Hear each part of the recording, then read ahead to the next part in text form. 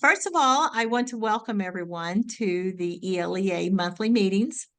And as you can see, I'm not Corey, and Corey is currently right now in flight to go to, I believe it's Olympia, Washington, to the Region 1 conference that's going to be happening there. And so she wants to send greetings to you all. And so one of the things is that I know we've already introduced ourselves, but if you want to go ahead and put your name and school or church where you're from in the chat, then feel free to do that. But I am very honored to be able to introduce Pastor Anna Gordy. And just chatting with her, I found out that she just moved. And Literally. so yes, literally. So I am sure she's probably got a good stack of boxes sitting around somewhere, if not everywhere. But a little bit about her. She is an artist, which is fascinating, and she's a writer, a theologian, as well as a parent. And it says currently she serves as mission developer for the ELCA in San Antonio, Texas, but I will let her fill you in a little bit more on that. But she is a trained ELCA Segment 2 coach for mission development and congregational vitality. In addition, she serves as a spiritual director for communities that are often underserved. She believes that each of us is created in the shadow of the divine and that a spark of God's light resides in us all. And I love that. She believes that we are each created to be artists and theologians and has devoted her life to helping people discover their creative place in God's world. And I think that is beautiful. So let's just enjoy her, and she will let you know what her style will be today. And if there's any questions, I believe she's going to give us time to be able to answer them. And then she has enough information that she'll be able to tailor things from there. So, Anna, take it away. Thank you. It's so good to be here with you today. I was telling Melanie ahead of time that typically when I talk about this, I'm talking with clergy folks or youth ministers. And so to speak with educators, you're a little bit of a different group. And I have a lot of friends who are educators, and 5 years ago, they would have had 5 million questions. But when I asked folks, what are things you wish you knew? There weren't a whole lot of questions. And so I'm hoping that what I have to tell you is not something you already know, or that if it is, that it sparks extra questions. I have just moved to Staten Island, New York at like 12:45 this morning, and my furniture is somewhere between San Antonio and here. And so it's very loud and my dog is freaking out. And so I'm going to try to keep her calm as much as possible to preserve everyone's eardrums. But this is big, and her chihuahua is showing, is what I like to say. Okay, so I was diagnosed professionally with autism. I was 45 years old, and I had suspected for about 15 years before that because one of my children was formally diagnosed. And the way that happened was that she was in a gifted and talented magnet school in Virginia Beach, Virginia. And her teacher, her second grade long-term substitute, really didn't like her and decided that she was ADHD and that this was a problem. And so that kind of started us down this whole rabbit hole, was I thought that's not what it looks like at home. And what was actually happening was she is in fact ADHD, but non-attentive type. Her hyperactivity is anxiety, right? Anxiety driven. And so as we started figuring all of that stuff out, we realized that, this was actually probably, at the time, we called it Asperger's syndrome. And the TV show Parenthood had a character called Max on it, who was a fairly profoundly impacted kid for Asperger's syndrome. But it ended up being really helpful. And there are a whole lot of people in my child's age group that were diagnosed because of that representation on television. So Mary is 22 years old. So if that kind of helps you think in terms of what was happening culturally and the kids that you see, and then the progression of what's happened from there. At any rate, so flash forward several years, I have 5 children. Everybody's kind of neurodivergent in some way or another.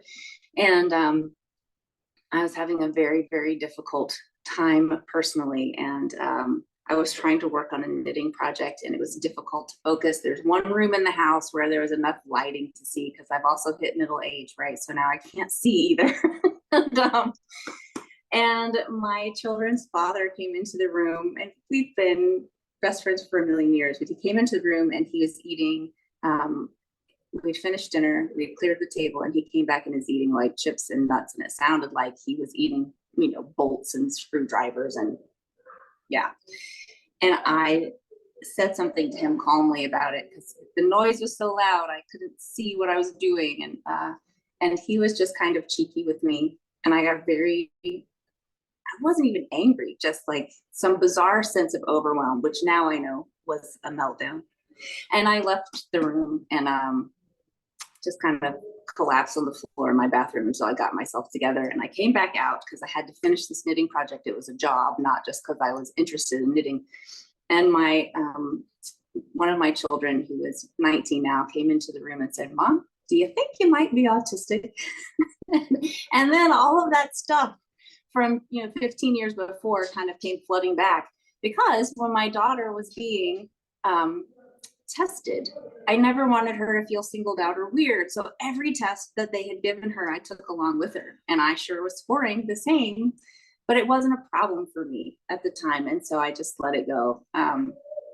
Being formally diagnosed has been probably the best thing that has happened to me in my adult life, because I've been able to understand the way that I think and feel, or how I get places, or where the miscommunication happens between me and the rest of the world. And I've learned to ask questions like, if I don't understand something, I've learned to say, "Can you say that another way?" Or, and I think that that's actually my number one tip for humanity, is to just always ask those clarifying questions. We so often assume that the other person knows what we're saying. And I think that that's just really compounded when you have different neurotypes. Because really and truly, I think that folks who are allistic, that is not autistic, and folks who are autistic just have very different vocabularies, both in terms of actual words, but also in terms of body language. And see, Melanie, I've already gone off down my own little rabbit hole. So, no worries. The thing that has made it so we see more and more and more autism being diagnosed, and a lot of that is that our social imagination is still somehow that autism only affects white boys who are nonverbal, and of course they have to be obsessed with trains, and those people do in fact exist, but really the autistic community is so much broader than that. And we're diverse in gender, in race, and ethnicity, and culture, and sexuality, and relationship status, and immigration status, all the statuses you can have. You find folks who are autistic across all of the social strata. But we are all also literally experts in one thing or another because of our special interests and because of our innate drive to learn as much as possible about something. We tend to be super sensitive to our environments, and what that looks like varies from person to person. We are also incredibly empathetic. This is pretty universally true, which I find fascinating, because for a long time, one of the criteria for autism was that there was no empathy. And I do remember my daughter saying to me when she was about 9 or 10 years old, "I don't think the problem is that I don't have empathy. I think the problem is that I have too much empathy." And so what we're learning is that folks who are autistic tend to have just gobs of empathy, which is part of what helps us to shut down our meltdown, because we feel things so deeply. And we even can have empathy for inanimate objects. And one of the stories I like to tell on myself is that In high school, I had this little snow globe with little bunnies inside. It looked like Easter, but it was a snow globe. And it doesn't make sense, but there it was. And I loved this thing. I just absolutely loved it. Would turn it upside down, see I was stimming and didn't even know. And I left for college, and when I came back after several months, it hadn't moved, of course, because I wasn't there. And so algae had grown inside the snow globe. And there was no fixing it. You get the algae out by breaking the globe. There was literally nothing to be done. And I was so sad, not because I didn't have this thing anymore, but I was so sad for it that I actually cried. And I still remember thinking, this is the silliest thing. And my family members saying, this is the silliest thing. Why are you upset about it? And I was like, I don't know. I'm just sad for it.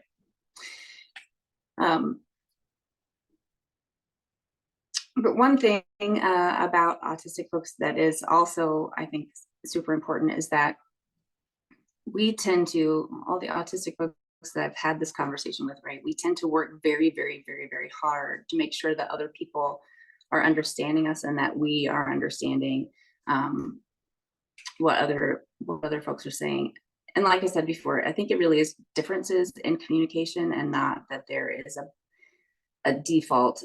The problem with the way that we talk about autism is that it is listed as a disorder or a deficit rather than a difference. And so if we approach that as educator kinds of people as a disorder or a deficit, then it helps kids to feel less than or weird. But if we talk about it as a difference, then it can be the difference, like even something as simple as hair color, right? There's nothing inherently wrong with being blonde or with having black hair or gray hair or whatever. It just is. And that diversity in appearance is beautiful. But when we talk about it again as a deficit, then children end up feeling othered. And that, as we all know as adults, ends up being like a primary core wound. If we're other, then we are less than by social default, even though we know that that's not actually true. Autistic folks, of course, grow up to be artists and scientists and mathematicians and sanitation workers. I met one last night. He was really excited to tell me at 12:45 in the morning about his truck.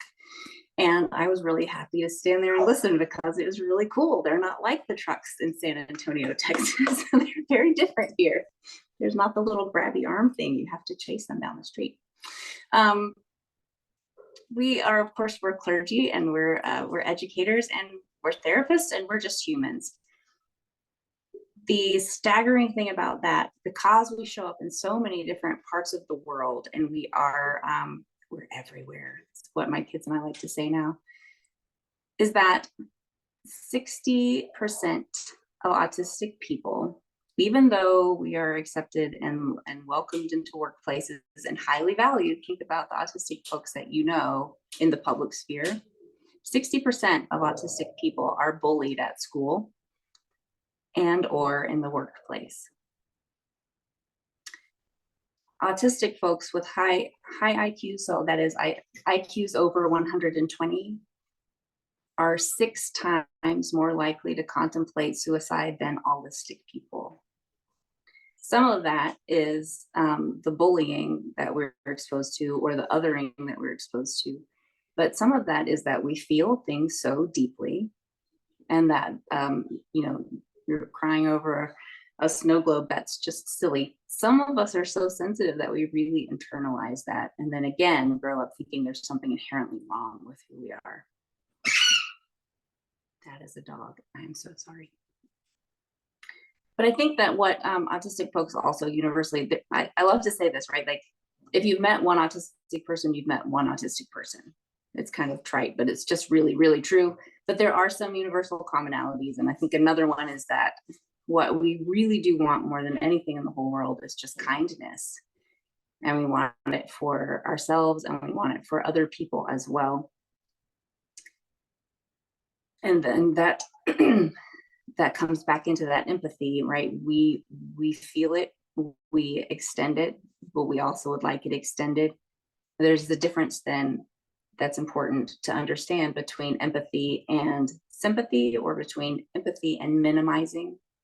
So there's a way if I say that light is just really too bright and I can't think. I had fluorescent lights. This didn't happen until I was in my early 40s. Fluorescent lights make me dizzy now. Like in a Target, and I don't know what brand they use, but every Target in America, I have to hold on to the cart because I feel like I'm falling over. So there was the same light bulb in my office at the church where I was serving, and I just couldn't sit with the light over. I just couldn't even concentrate. And I was saying this to one of the people who worked with me who came in, and from a place of empathy, they teach us this in pastor school, right? How to be more empathetic for people. So she was coming at it from a place of empathy, but what she said was, oh yeah, I have a lamp at home that I just really hate. My husband's aunt gave it to us and it's just terrible. I just can't even like look at it. And so I understood that she's being empathetic, but I think if I hadn't had the training to do that, then I would have just felt like it's a false equivalency and my emotions are being minimized, you know? A more appropriate response might have been, yeah, I hate feeling that way. I hate feeling dizzy. Should we leave this room? Can I help you find a lamp? I don't mind sitting in the light, you know, the natural light from outside. And this dovetails also with the part where a lot of folks say, and I actually hear this almost every time I tell someone that I'm autistic, somebody says, well, we're all a little autistic, aren't we? Or I'm a little autistic too.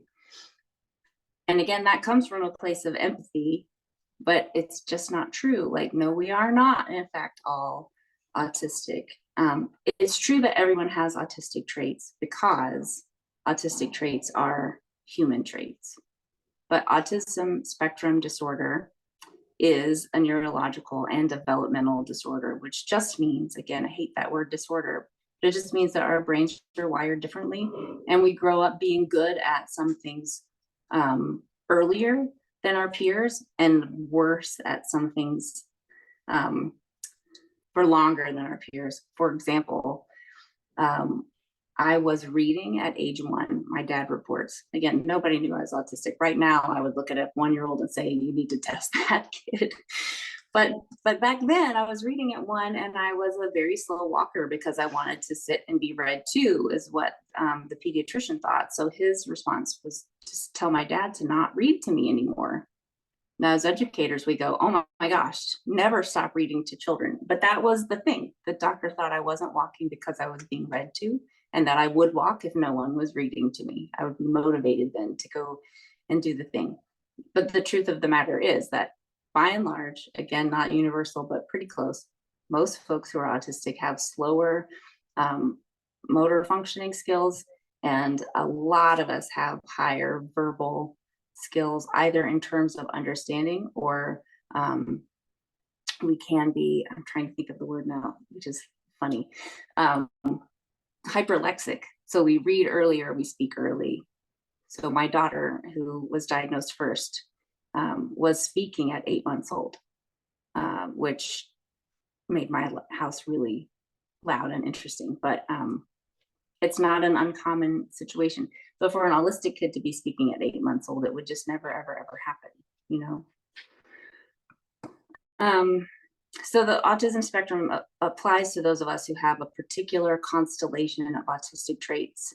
And this particular constellation, which varies from person to person, leaves us disabled in a world that's not been made for us because it's too noisy, it's too busy, it's too bright. We're expected to communicate at a default that's not how our brains operate at all. And that goes back into the clarifying questions I was talking about earlier.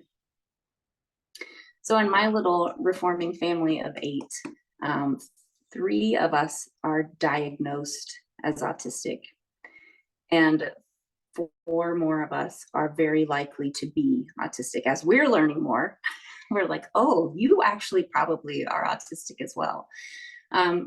But then 7 of the 8 of us have been diagnosed with ADHD. So it's a very exciting house. And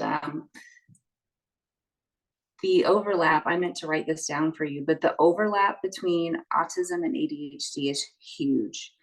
So, and the numbers are a little different. So if you are autistic, you are much more likely to be ADHD. Like that's a higher percentage. If you're diagnosed with ADHD, you're not necessarily as likely to have autism.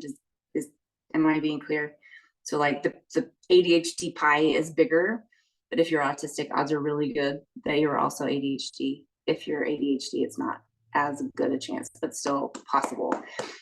And they don't really know why folks are autistic or not. We just know that it tends to travel in families, but it's not been identified as a genetic situation yet. We believe that there's some combination of family systems, of genetics, of or not genetics, but well, I guess it would have to be, right?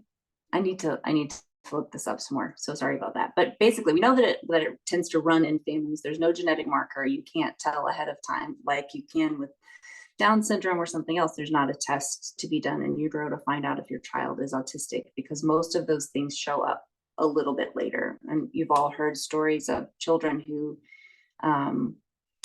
quote unquote regress at about 18 months, which is why it was originally, or not originally, but why for some time it was linked with vaccines, which we know for sure is not true anymore. It was just a timing thing. There's some theories now that 18 months old is when children start to be introduced to a broader world, to more playmates. They're now mobile, and so they can get into more things. They tend to be left at that age with preschools or with daycare centers or with even in-home daycare. And so what's happening at that age is they're getting more sensory input. And so we're beginning to think that that's why it looks like kids are autistic at 18 months, because they're actually beginning to be exposed to more. And so they're reacting to this world that's too big, too busy, too bright. There have been a couple of parents, and if you will remind me, I will look up the videos for them. I don't have it in front of me, and I thought that I did. But there's a couple of families where they had a child who had, by all appearances, regressed tremendously. And so the parents took kind of a novel approach in terms of autism. There was no like intervention in the classic terms, like nothing that the kid had to do to be better. There was no behavioral therapy or anything like that. The parents just kind of intuitively stripped the world back, took away a lot of the loud stuff, put the child and the whole family in a place that was much calmer, much quieter. And then the kid began to look like the kid had originally looked. So that's still really, really new. But something to keep in mind if you are around a lot of young children, if they tend to look like or are starting to have radical behavioral changes or look like they're regressing, it may just be that they're shutting down because there's too much happening around them.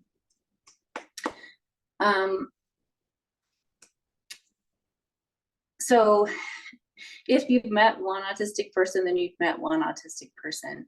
And it's important to remember that because of the differences, right? We're talking about spectrums of symptoms. What is soothing to me after a very long day might be the thing that sends somebody else in my house into a total meltdown. So I need to go home, and I've had a very busy, very anxious, very loud day, and I need to go home and shake that energy off. So if I turn up the music and we're having a kitchen dance party and there are 3 or 4 of us that are having a great time, odds are excellent there's at least 2 hiding in their bedrooms because downstairs it's too loud, too noisy, too bright. And so then it becomes that that communication is really important. And as the adult then in that situation, it's my job to ask the questions or to model good question asking, right? Like, is this bothering you? Can we talk about this? And I have been blessed with children who, they're all almost grown up now, but who will say, or who can say, this is too much for me, I'd like to opt out, or can you do that somewhere else? Or so allowing kids with neurodivergencies to have some agency or some control over the environment that they're in is a really good thing. And I know that makes it really complicated when you're dealing with a room full of other children. I don't have a lot of solutions for that. I'm just saying that I see you. I had 36 grade boys in my very first confirmation class. And I see you. It's hard. It's hard to meet the needs of everyone when everyone is so different, especially when they're, pre-K through 8th grade, probably, when they just don't have the ability to regulate themselves and they have so little control over their environments. So the thing that ends up being the most important to me as an autistic human, but also as a parent of several, is the theology of the cross, Luther's understanding that God is present in suffering.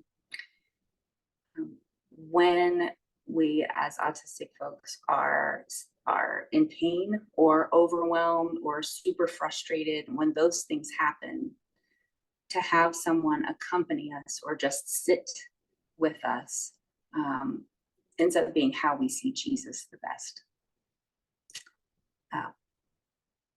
There was a child who would have been in the 2nd grade at the time. She's almost a grown-up now too. We did not know that at the time that she was autistic. I didn't know I was autistic, and I was on internship, and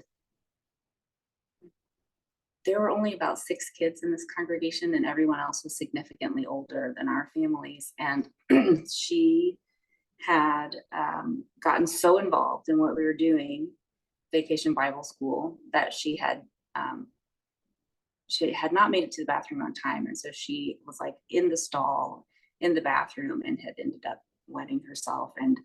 And that triggered a meltdown. So now she's on the floor in this puddle, screaming her little baby head off and very, very, very distressed. And some of the older folks in the congregation came in, and you can imagine what happened. They see a kid screaming on the floor in a puddle of urine, and immediately they go to, what are you doing? Why are you doing that? You have got to control yourself, and all of this shaming stuff. Her older brother came and got me and said, will you just please go take care of my sister? And I just went in and I sat down in the puddle with her until she got it together, just kind of responding intuitively to that, like, what would I want to happen? And again, it was in seminary, right? So that theology of the cross was fresh in my mind. She remembers that. I saw her last summer for the first time in a bunch of years. And she remembers that moment as a moment where she felt like it was okay for her to be who she was, and that it was okay for her to not be okay. And so I think sometimes our instincts as adults with kids who are having a hard time, whether they're autistic or not, but especially if they are, our instincts are much better than we give ourselves credit for. When we lean into the stuff that we were taught, which is the, sit still and behave, and all those things that we learned all the way through the early 2000s in school, when we just toss that out the window and lean into the gifts that God gave us to listen to one another, I think that's when ministry really happens. And so because that moment happened, that kid remembers everything from that entire Vacation Bible School when they were in the 2nd grade. Like, they can talk to you about the themes of the week and how it played into and the games that we played. So some real learning took place because she felt like she could be who she was and she wasn't being shamed for it.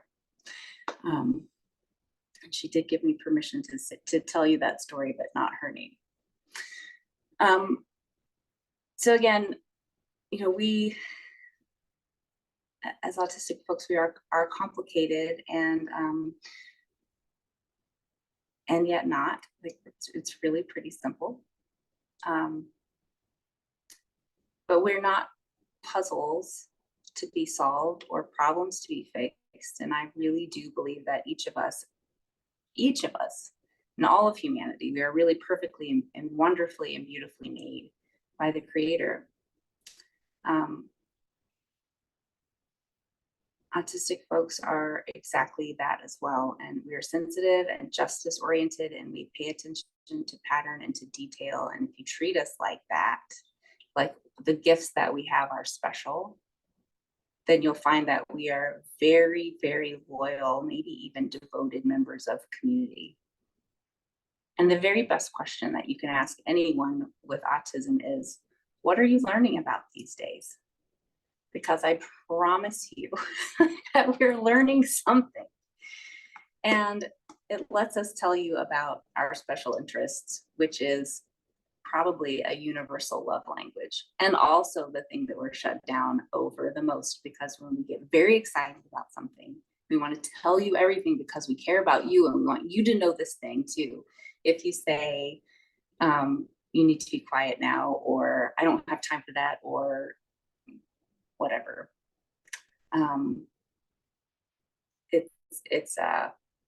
it's kind of heartbreaking, even if I'm quote old enough to know better. But if you can ask that question and then actually listen to the answer, it's a really concrete way of letting us know that you care. And there's something else I was going to tell you, and it just flew right away because I was trying not to info dump. See. There's a meme floating around on social media that is about the love languages that are like services and physical touch, and all of those 5, right? There's 5 for autistic folks too. There's info dumping. There's penguin pebbling, which is let me show you this real cool thing, or I brought you a leaf, or little kids are great at that. My daughter used to always bring clover. She brought 3 every single time. And that was, now I know, oh, she's penguin pebbling me. And crush my soul back into my body. That's another really big one, which is tricky too if you're working with other people's children. But anyway, if you could find that meme, it's pretty hilarious and very, very, very, very true, I think.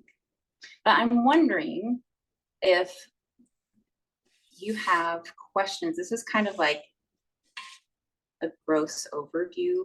And I have like 30 different directions I could go, and I just couldn't decide. And so I'm wondering if you have questions about what I just had to say, and then maybe that will lead us down another rabbit hole. And if not, then I'll just pick something and info dump what I know. Yes, Lynn. Would you mind circling back to the 5 love languages of autistic people? Tell me those again, please. Info dumping. Info dumping is one.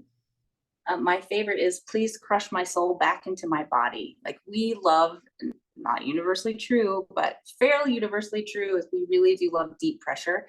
A lot of folks will tell you that like that light pressure feels like snakes or spiders and they hate it, but it's not a problem that I have, but it's a problem that a lot of folks I know have. So soul crushing, info dumping, penguin pebbling, which is let me show you this really cool thing that I found, or let me give you this really, and it's almost always a rock. I don't know why, but I pick them up and compulsively hand them to people too. I'm looking up the other ones.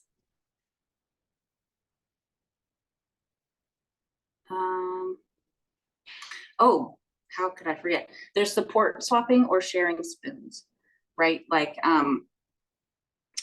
my kids and I, now that they're older, are really, really good about that. They're like, I am in a laundry zone. What do you have? I'm going to do all of your laundry. And at the same time, they're like, cannot even think about what I might need to eat for the next 5 days. Could you help? And so if I've got the spoons for that, then we do that. So these basic things that we need to function in life. Autistic folks rarely have all the spoons that we need to do all of those things. Again, we're talking about that disability stuff. And so finding someone who's willing to share that kind of labor, it's called support swapping, and it's a big love language. And parallel play is another one. I used to say that I'm an introvert who wants an extrovert in the room, but please don't talk to me. Like, that's the kind of introvert I am. But now I know that what that is body doubling. It was what we call it for adults, but parallel play. That's all that it is. Please be here. Let's do this thing together, but don't talk to each other. So you'll find a lot of autistic folks in like knitting groups because we can talk to each other when we feel like it. but we're doing something together that's not requiring a lot of social battery. Little kids, of course, that looks like playing next to each other in the sandbox, but they aren't necessarily sharing toys. They're just doing similar things. I forget what age we're supposed to outgrow that, but some of us just never do.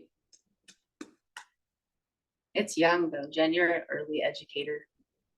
It's like, Yeah, we have a group that's 3 and 4-year-olds, and yeah, there's some that are like friends and others that are like, no, thank you. And so usually, and then we have another group of 4 and 5-year-olds, and it's like, you have shoes, you're my friend now. Like, it's amazing watching that. Like, it is like a switch getting flipped on of like, they're like this, and then they're like this. So yeah, it's that 3-4. Yeah. cool. Thank you. Yeah, thank you. My switch never really got flipped. I thought it did. Are there any other questions?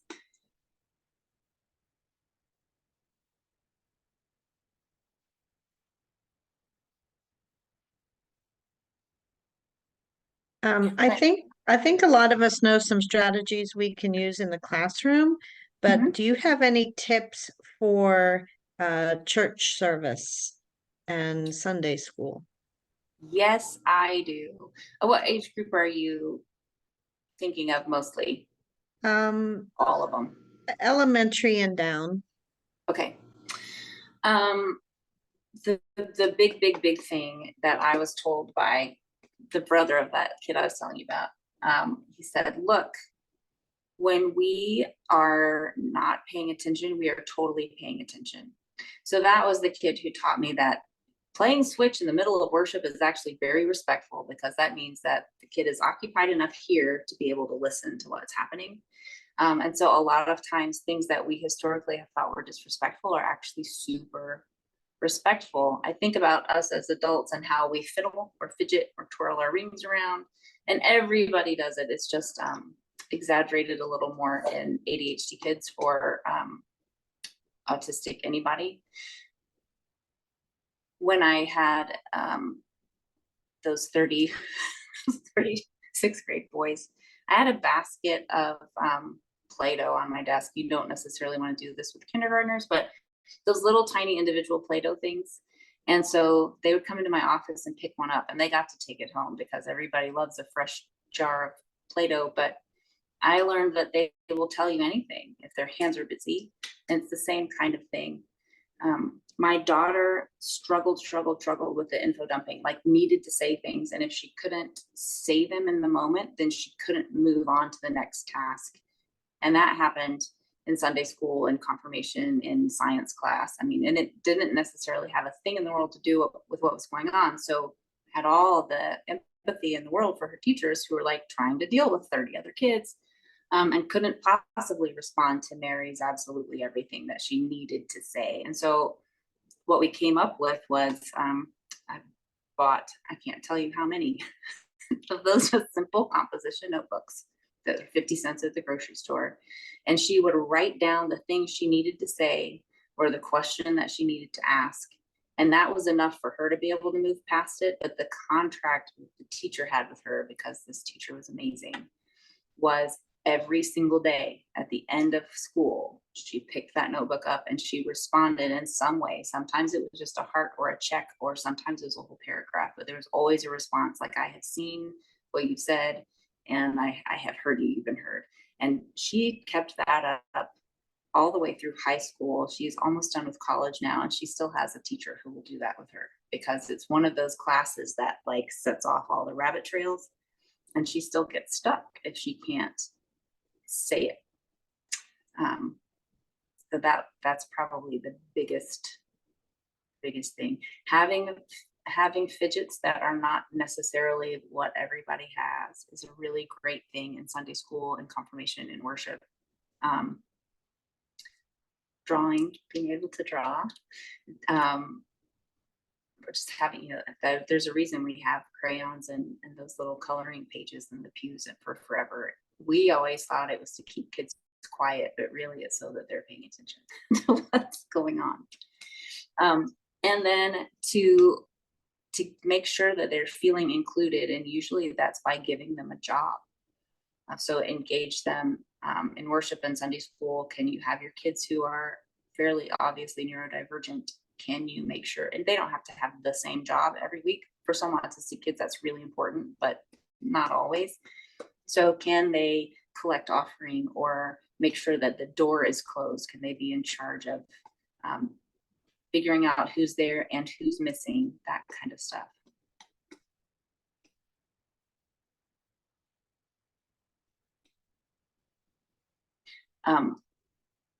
I think that y'all will get my contact information. I've had so many conversations about that today that I forgot, Melanie, if we talked about that or not. But if things come to you, you are very, very, very welcome to call or email or text me. Text is the best. I don't know why my brain works that way, but it does. If you can text me, then I will either give you the answer or find it or help you find it. If something comes up in 3 hours, as it often does for me. Anything else, y'all? Yeah, this is Dave. I just first of all wanted to thank you for pointing us toward that, what I think is a pathway for us as a church from deficit to diversity, and opening up that that new understanding. One of the things, and I'm a non-disabled advocate, have been for 50 years, did that as a profession, and now as a retired old guy serving on some boards and whatnot. But one of the things that I think is it's true with all disabilities, but particularly with autism, you know, the language that we use to talk about it becomes increasingly significant. People think in language, and so we have to be careful about the language we use. But one of the things one of the great conversations I end up with in people is around the term spectrum and what people think it means, Right. as opposed to what it actually was intended to reflect. Very often I find people who describe someone as being on the spectrum, as though there were a thing called a spectrum and it was somehow our job to put people on it. And it leads to some very unfortunate understandings, and trying to find basic ways of telling people that spectrum is a great way to help people understand how their own autism is expressed in their life, and the advantage it has for those of us who are family members or teachers or congregation members or whatever, is that it can give us clues as to how to do things like teach, deepen relationships, give support where we need to, and so on. But it seems to be a bit of an uphill battle sometimes. People are just, I think, used to throwing that term spectrum around. And like a lot of things, I think it goes unchallenged, and or maybe people just don't know. But it seems, whenever I talk to people about it, it seems like it's such a subtle thing to them that it's not worth thinking about. And I politely try to tell them, no, it's kind of a big deal. That this is a pathway to our own understanding. And if we're going to be justice-oriented advocates, as people in the pews ought to be, we should really be leaders on this kind of thing. But I don't know, people are still used to thinking about language as sort of some politically correct thing they need to do. And it's a bit frustrating. I agree. And one of the things that I like to say often when that comes up is that we say spectrum and people hear binary. So you'll hear folks all the time talk about low functioning and high functioning autistic people. Well, that doesn't exist. So, and it's hurtful. Yes, it is hurtful. And so I, two things. One is I like to use kind of this visual image of a kaleidoscope, especially when I'm talking about faith, right? Because faith is not a thing, you're not more or less faith person, right? Like some days it looks different than other days. Some days I can believe in the virgin birth the way that the fundamentalists believe in it. Some days I'm like, yeah, that has got to be a metaphor. And I think everybody, that's the kind of a lame example, but there's a lot of those kinds of things, right? And our thinking about God changes daily because it should, because that's how we've been created to be. And so when I think about autism as a spectrum, I tend to think more of it like almost like a really colorful pie. So if you could kind of like color wheel. Okay, so if each trait of autism is a different kind of color, then maybe I have really, really bright verbal skills. That's super bright. But maybe I have really low threshold for, let's see, now my tired is showing, a really low threshold for noise, which can be complicated, right? I love to talk and to hear stories, but I can't handle hearing it, for example. But somebody else is exactly the opposite. My daughter literally cannot smell a thing, and that's related to her autism. But she can hear if I'm on the downstairs floor in a room with the door closed and she's on the opposite end of the house upstairs, if I raise my voice, she can hear me. So we joke that she's got bad hearing, right? But that's both a like superpower and a disability, because the world hurts her just to walk around in it. And so when you lay that that different bright spot spectrum of autism over a different bright spot of maybe faith, right? I like to talk about how the wind up a kaleidoscope, that the colors are just really different. And it varies from person to person to person to person, which is what makes it so complicated. And I think then that's why we reach for really simplistic language.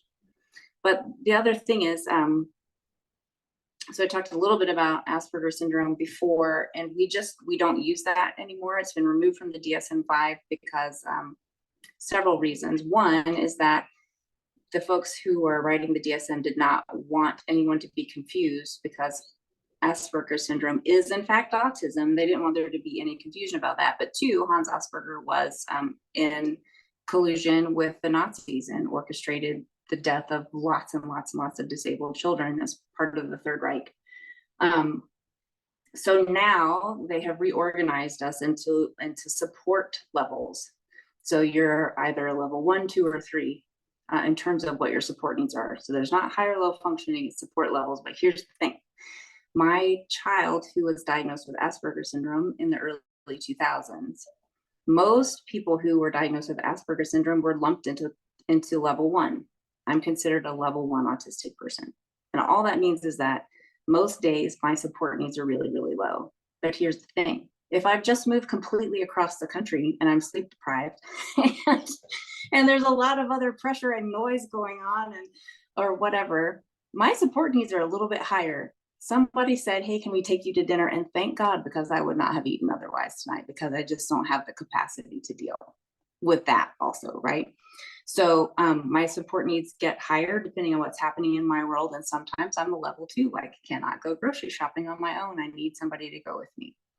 My daughter, who was diagnosed with Asperger's syndrome and has been lumped in with the level 1s, actually we're now fighting to have her recategorized as a level 2, because on a good day, on a regular day, she's not going to be able to go to the grocery store by herself. She can't drive. She can't do all of these kinds of things because it's just too much. And she will, on most days, be like that for forever. On her really good days, she looks like a level 1 person, right? She can advocate for herself. She can go to class, and she's almost finished with an undergrad degree. She's brilliant, but her support needs are higher than mine on average. But that's the thing, is that it's a moving target. There's so much, and if you're thinking about in terms of color and that bright spot, let's talk about that too in terms of support needs. I am never going to need someone to help me get dressed, assuming something doesn't happen to me physically. There have been days when I've had to help my daughter get dressed because she just doesn't have the capacity to do that, because her brain is over there like working through information systems at a rate that I will never be able to fathom, and that's where her energy's going. So I think you're really right. We have to be really careful. And at the same time, a lot of people just don't, they're not nerdy enough, or they're not autistic. And so that this is not something that's a special interest for them. And so they want to really simplify it. So how do we then, as advocates or as people who have the ability to talk about it, how do we encourage? I would love to force, but we can't. How do we encourage other people to think about it in a less simplistic manner, or in a way that doesn't other? Because you're right, high and low functioning it's othering language. Someone referred to me as a high functioning autistic, and it was because they were trying to dismiss it, right? Like it wasn't important. It's very important to me. It's my lived reality.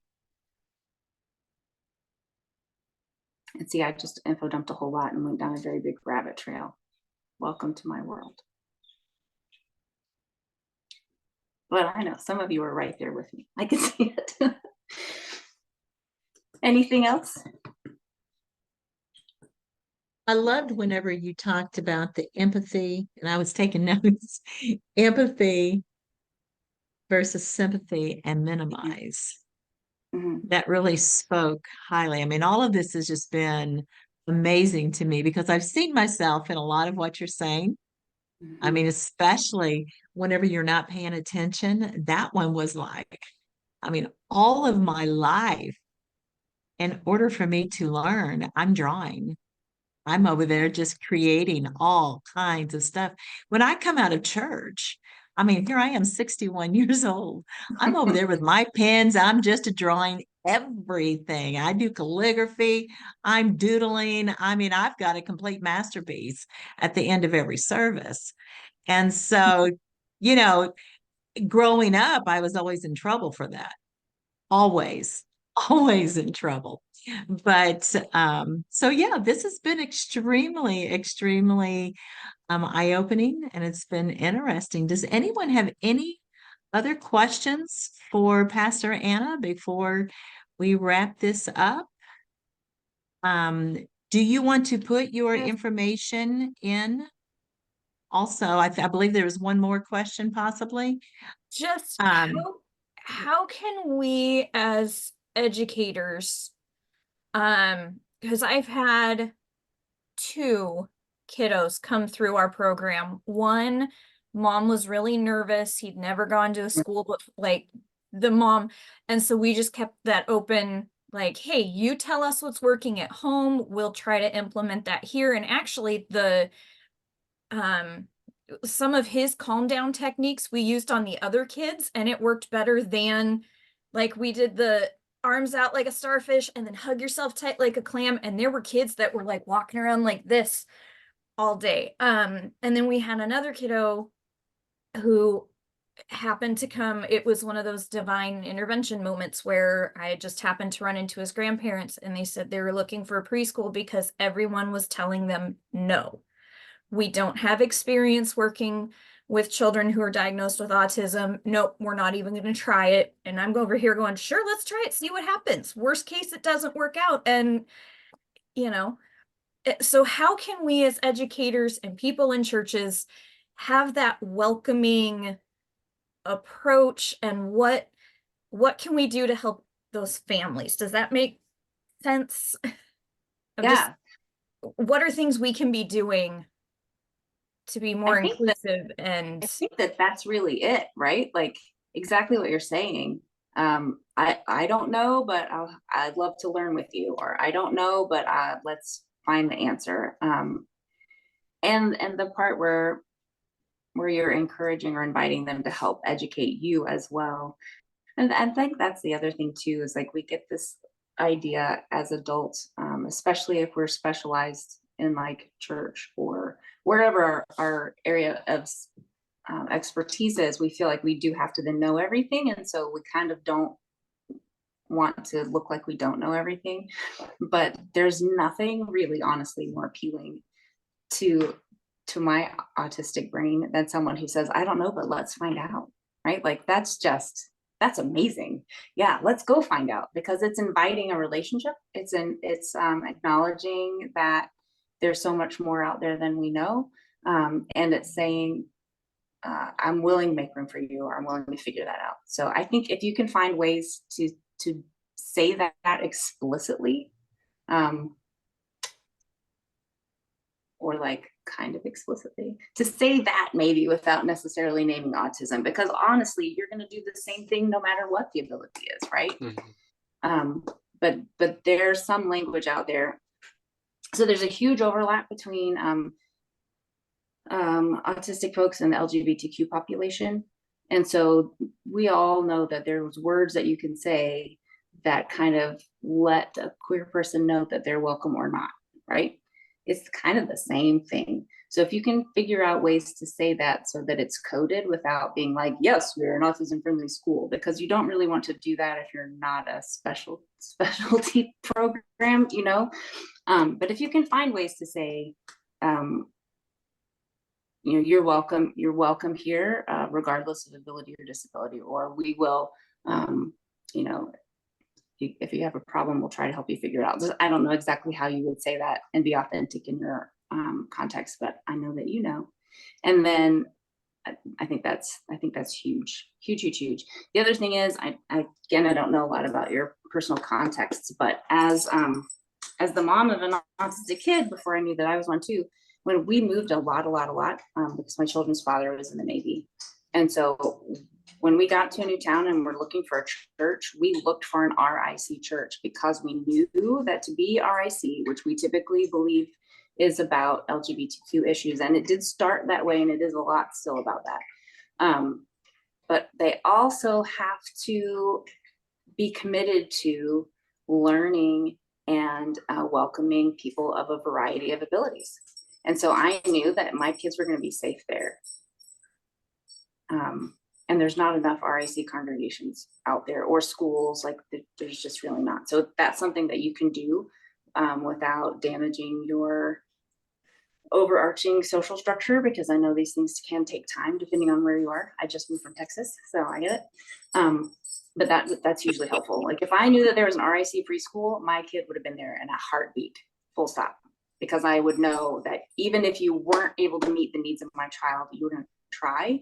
And you weren't going to say, your kid's a problem, we need to leave. You would say, I'm so sorry, we can't meet the needs. Let's help you find someplace that can, right? So like, yeah. One of the, and I know that we're out of time here, but just quickly, I would like to work from the assumption, the starting point that all congregations want to do what is right and good, but may not know how. Exactly.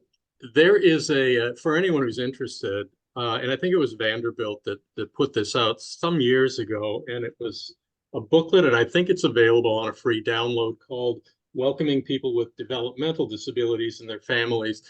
But it's a real interesting approach, because what they did was they would say to families, ask the question, or rather to congregations, does your congregation have this particular kind of specialized ministry or outreach or whatever? And the congregation would say yes or no to that. And then they would say to families that same thing. If the congregation did this, would it be valuable to you? And one of the things that was really apparent is that congregations were really quick to say, why, yes, we do offer accessible this or accessible that. And then they would go to families and they would say, how important is this? And they would go, not really. Or they would say to congregations, do you have respite care programs? And congregations would say, maybe 5% would say, yeah, we do that. But 95% of the parents would say, oh my gosh, yes. So there's often this sort of mismatch between wanting to do what's right and good, but maybe not knowing exactly how to do that. And there are some strategies presented in that I think are very, very practical, very, straightforward. And I find it I mean, you can read the whole thing in 20 minutes, but it's really pretty good. Thank you for that, David. And would you mind putting that information, David, in the chat? Not at all. Okay, if you will do that, then and I'll give you a few seconds here to do that before we get ready to wrap it up and close it. But I have put Pastor Anna's cell phone number in the chat. I've also put her email address in the chat. And I can tell you from experience, she texts very quickly. And Not so, always, but most of the yeah. time. Yeah. And so anyway, I just want to thank you all so much for being here. Pastor Anna, I have learned so much. I've got about 8 pages of notes here that I've taken, and I just so appreciate it. But I hope you all have a wonderful day. And if you need anything, feel free to text, feel free to contact Corey or myself. And we both like to talk also. So you all have a blessed day. Goodbye. Thanks, Okay, y'all. I'm about to put this in the chat right now. Okay, Oh. we're gonna wait on that before we close, and There you that go. way Corey can add it. Yes, that way everyone can grab that real quick and copy and Great. paste it. And we can, Oh, there you are. there we go. Thanks very much, everyone. Thank you you. so much. you. We have so appreciated it. Bye-bye. Bye.